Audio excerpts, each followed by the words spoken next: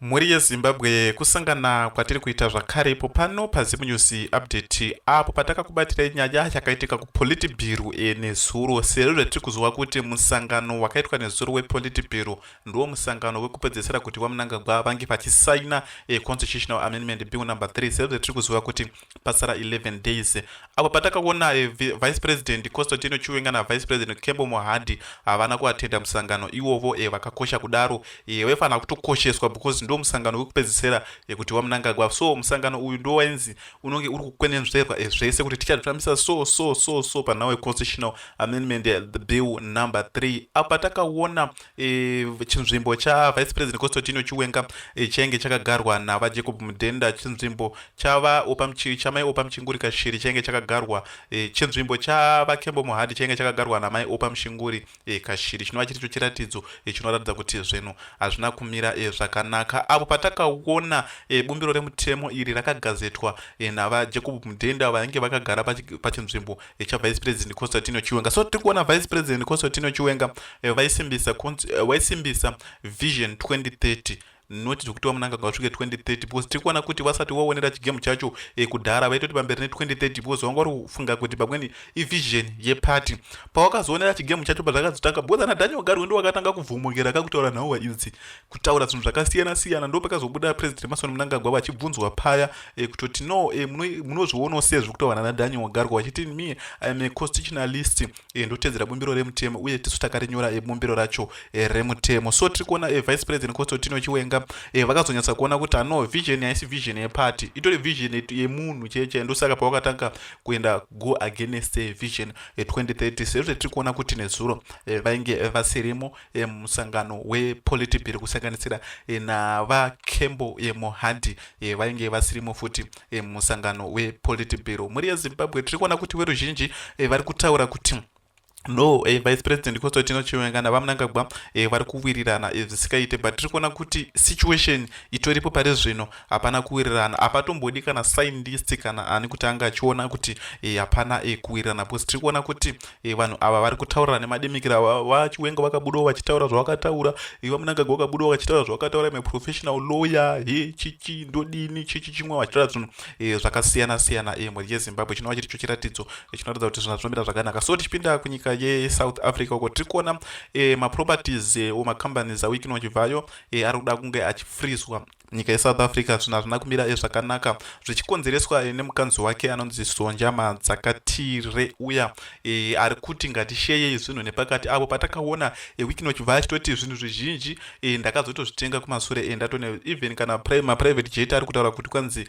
ngatishiyane nepakati ndakamatenga ndatosiyana naye kudhara muri yeZimbabwe. So tiri kuona kuti nhauwa iyi haakwanisi kunge achibudirira especially kunyika yeSouth Africa because tiri kuona kuti nhauwa iyi yatoshata. Iye abudisa matsamba tichazomaisa pano petichazounza screen achikumbira regerero kuna Sonja because tiri kuona kuti masini ari kutonzi anogona kutofrizwa anytime because tiri kuona kuti nyika yeSouth Africa inoshanda nemutemo chaicho especially nemuwengerwa wakaitwa naGeneral Mukwananzi haangambopabudi muri yeZimbabwe. sezvo tiri kuona kuti iji mwana waMugabe uya tiri kuona zvinhu zvasinomira zvakanaka ende vana vaMugabe vane mari muri yeZimbabwe, kutoka kudai kuri kuZimbabwe kuno kwaingobuda vachitongoenda pasina kana nyaya kana chipa. tiri kuona kuti kunyika yeSouth Africa uko zvinhu zvasina kuambirira zvakanaka kusvikira vazototi regedzai tichigezere munhu wani aiwa Tobias matonhodze uya. So tiri kuona koti yange isina hwaro kutoti no tingaita sei kutoti tinge tichisunga mwana vaMugabe anova ari chatunga sezvo zvatakaona kuti Tobias matonhodze ndiye anga akubvuma kuti ndindakadini ndindakashoda, but koti yakazoona kuti idhiri ranga rarongwa. ndosaka muri kuona vakazobhadhariswa find yemari yavakabhadhariswa iyaya because vaitoziva kuti mwana vaMugabe ndiye akashuda munhu. So tiri kuona kuti zvinhu zvasina kumira zvakanaka kuna wiki nechivhayo. Tichipinda futi mudzimwe nhau muri yeZimbabwe tiri kuona ma-ex combatants havasi kufara nezviri kuitwa vaMnangagwa. tiri kuona ana sort of like anonzi nekuyu lieutenant general Sigauke, ana Henry Muchena, war veteran machichi havasi kutombofara nezviri kuitwa napresident Emmerson Mnangagwa especially the constitutional amendment bill number 3 because vari kuti since from 1980 bato reZANU-PF harisati ramboenda kucongress because takaona naNdabaningi Stole wakabviswa neMugagau declaration, hamina naMuzoriwa zvakawabvisa, takauya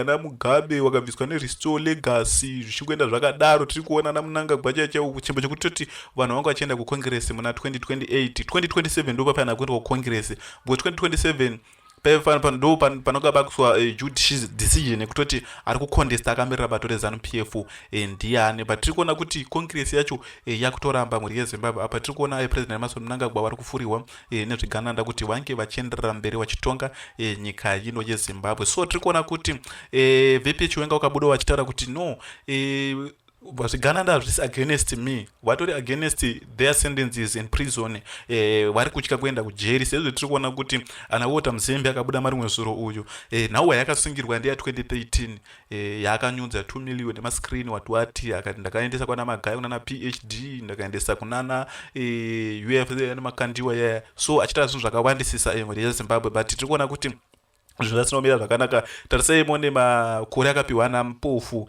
nanaChimombe, zvinhu zvisina kumira zvakanaka mhuri yeZimbabwe. So ndozvona zviri kutya zvigananda izvozvo. So vanenge vari kuti vaMnangagwa vakaramba vari papower, zvinhu zvinogona kuvafambira mune zvakanaka. Ndosaka tiri kuona wiki nochibvayo arida kunamirana naVasiriro Ramaphosa because ari kunyatsa kuona kuti zvinhu hazvina kumira zvakanaka. But Vasiriro Ramaphosa havashande munyika yeSouth Africa because zvasiyana naMnangagwa madictator sort of like etc. Tichiona kuti anenge ada kuti wagona kuwarandutsira panhau dzavo dziri kuitika dzekuda kufrizwa kwemari nemacompanies ari munyika yeSouth Africa. Izvo zviri kubhekwa nanaGeneral Mukwananzi because tiri kuona kuti wiki nochibva chaiche haatonyanyi kuenda kunyika yeSouth Africa. Kubva mazuva pakataura naGeneral Mukwananzi kuti hatichadi kumuona kunoku because hatidi kateo yanetsa kuZimbabwe kuti inge chii. Tiri kuona kuti vagari kuSouth Africa havana kufara nekushanya kwakaita Vasiriro Ramaphosa vachiuya kuda kusimbisa constitutional amendment bill number 3. Ndozvo vakangofambira chete izvozvo zvekuda kusimbisa constitutional amendment bill number 3. So tiri kuona kuti Vasiriro Ramaphosa vakatomiriwo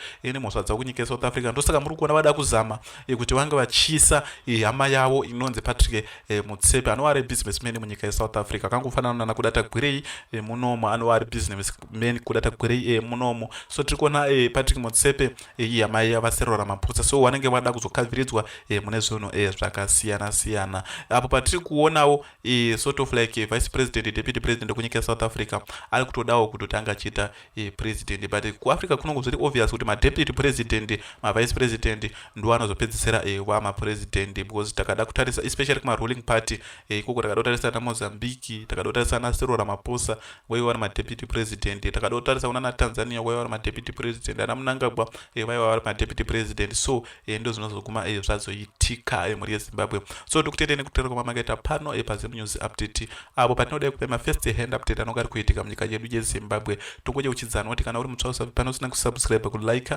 nekushare kuti patinenge tichiisa next update musazorasikiwe nezvinenge zvichiitika muno munyika yeZimbabwe. Pana tatichianalyza nawo zvezvematongerwo enyika dziri kuitika muno munyika yeZimbabwe nemudzimwe nyika dzakatikomberedza. Nawo dzetinesa pano hadzikwanisa kubuda mawireless nematelevision asi zvichitoitika mastate medias amufe makazviona. Even kana musangano wePolitiburo wekutoti VP Chiwenga nawo havana kuzouya, unozotobudiswa nemajournalist anonga arimo, noti kuona kumastate medias auwaniki zvekudaro kumastate medias. Ndokutendei nekutaura kwamakaita pano.